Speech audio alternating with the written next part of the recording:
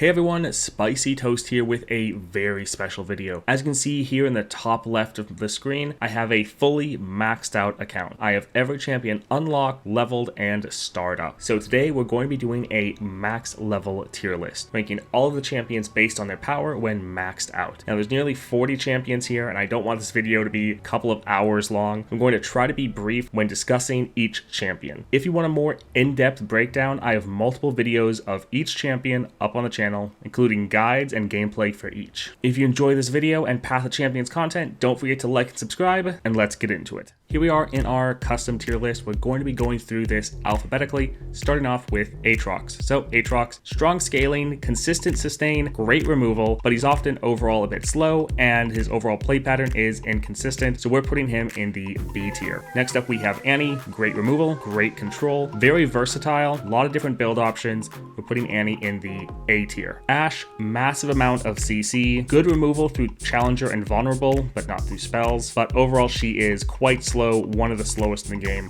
We're putting her in the C tier. Bard, you get crazy scaling, strong but inconsistent sustain because you have to rely on getting lifesteal, good elusives you can really use to end the game. He is RNG reliant though from the chimes, and overall somewhat slow. We're also putting him in the C tier. Darius, very aggressive but terrible defense. You often can't block with your units because you need to use them for the attack. You can easily be countered by CC, removal, or other aggressive decks, and overall you just feel like a worse version of LeBlanc, so we're putting Darius in the C tier. Next up we have Diana, hyper aggressive, very fast, good draw, very strong units, so even if you don't draw Diana herself, her deck is very, very good.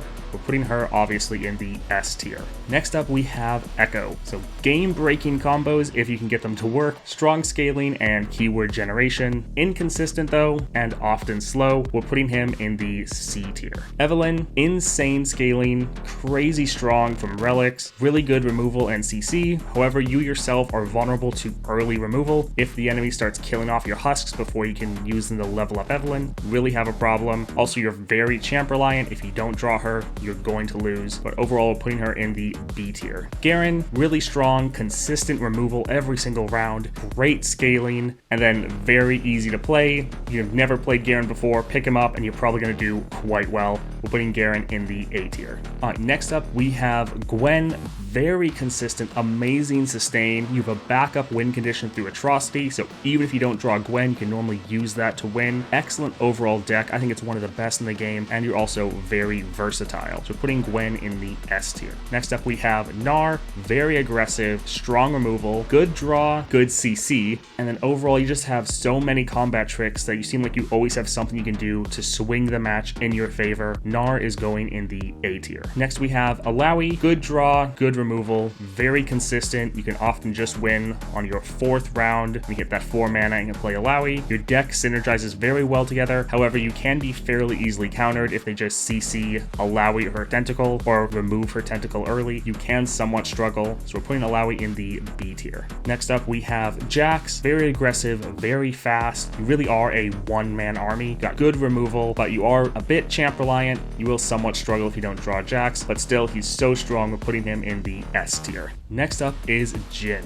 Jhin has great removal, great CC, very strong scaling surprisingly from his units using their skills. He is a bit difficult to master, but he is strong enough that we're putting him in the A tier. Next up then we have Jinx. Very easy, very consistent, great removal, just crazy damage overall. We're putting her obviously in the S tier. Then next up we have Kai'Sa, very strong scaling, strong but inconsistent sustain. Again, you're having to rely on generating lifesteal, which you normally can do, but is a bit inconsistent. You are definitely champ reliant and ramp reliant, so you need to be getting your different keyword generation, and then if you don't draw Kai'Sa, you're probably going to lose, but still quite strong. We're putting her in the B tier. Next up then we have Kayn. So strong scaling, decent removal, however you are quite feast or famine because of that inconsistent. Either you start your scaling early and you're unstoppable, or you just can't kill an enemy unit and you just can't get your scaling off at all. Also heavily champ reliant often, and so Kayn is in the D tier. Next up we have Kindred. Crazy removal, potentially the most removal in the game in the different ways you can kill the enemy. Good burn damage against the enemy nexus. Strong champion scaling if you go down that route. However, you are quite difficult to play, and you do feel a good amount weaker than most of the other champions, so Kindred's going down in the C tier. Next up then we have LeBlanc.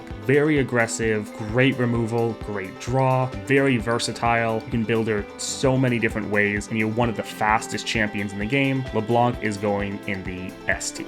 Next then we have Lee Sin. So you do have consistent combat tricks you're generating every round. You can surprise the enemy early with your star powers. Being able to buff up one of your early game units to an 8/8 for the round really can help swing some matches in your favor or do a large amount of nexus damage. However, you're very inconsistent and incredibly mana starved. You just normally don't have enough mana to play anything that you want to play, and because of these drawbacks, we're dropping Lee Sin all the way down in the F tier. Alright, next up we have Leona. So good CC, strong scaling, strong removal, although it is a bit limited, but you are a bit slower than most other champions, so we are actually dropping Leona down to the C tier. Alright, next up we have Lux. So incredibly consistent, very combo based. You can be a bit weak early, and then you can be overwhelmed by early aggression. Because of those couple weaknesses, we are actually putting her in the B tier. Lee Sin then, we have non-stop combat tricks, early game power, but also very strong scaling. You have elusives, and you also can generate or give your units elusive as well. Great draw, with putting Lee Sin up in the A tier. Misfortune, early game power,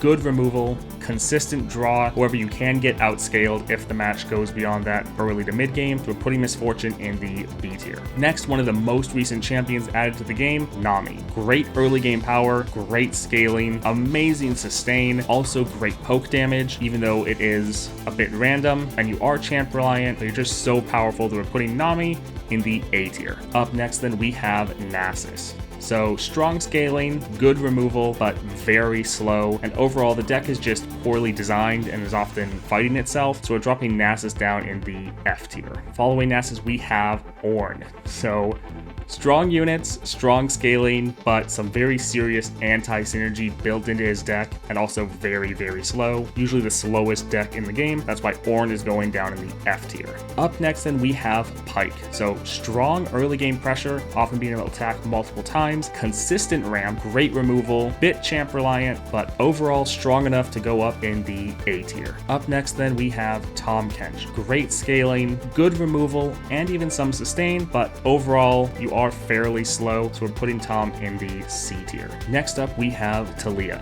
So you have built-in stats and overwhelm. All your units get 1/1 overwhelm. Very nice. Strong units, but limited board space because of those landmarks, and those landmarks also count down landmarks, so you have to wait for them to be able to finish their countdown before you can really use them. Because of that, if you have a unit with early game aggression, often you just don't have the space to block out their units. Also, you are a bit slow, so Taliyah sadly goes down in the C tier. Next up we have Teemo. Hyper aggressive, one-man army, elusive, so most units can't even block you. However, you are very champ reliant, but Teemo still strong enough to go all the way up in that S tier. Next we have Thresh, another one of the new champions added. Good removal, good scaling, however overall inconsistent and rather slow. Thresh goes down in the D tier. Next we have Varus, constant spell duplication and generation. Overall versatile in the different builds he can do, but also he can be quite consistent if you want to go with the Hymn of Valor build. Quite strong, Varus goes up in the A tier. Next we have Vayne, aggressive, early game pressure. You have Scout plus the ability to rally, so often you can attack 3 times in a round. You are champ reliant, but still strong enough to go up in that S tier. Next we have Veigar, amazing removal,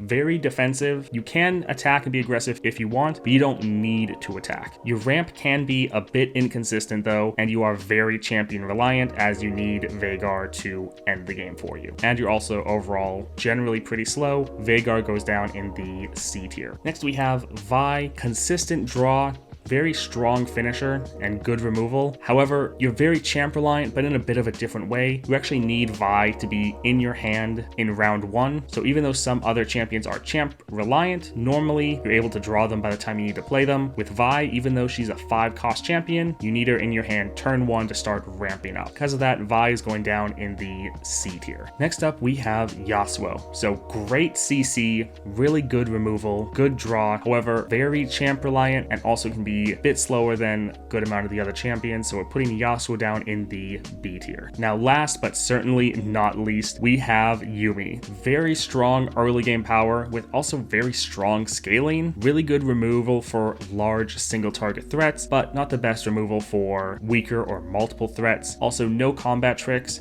But because of that super strong scaling, in addition to the early game power, we're actually putting Yuumi up in the A tier. This is probably the choice that's the most surprising because Yuumi is so weak early, but if you can, definitely play max level Yuumi. She is amazing. All right, that is it for our max level tier list. So ranking all the champions when they're fully leveled up and starred out. Now, even though some of these champions are listed in the D and F tier, all of these champions are able to clear all the content in the game. I believe I personally have killed or defeated Asol with every single one of these champions. However, going up against that tougher content, you're definitely going to have an easier time with the higher level units on the tier list and a bit more inconsistent the further down you go. Obviously, this is just my personal opinions after playing and leveling up all of these champions. Definitely let me know down below what you guys think. And if you enjoy this content, definitely like and subscribe. And I hope you all have a great day.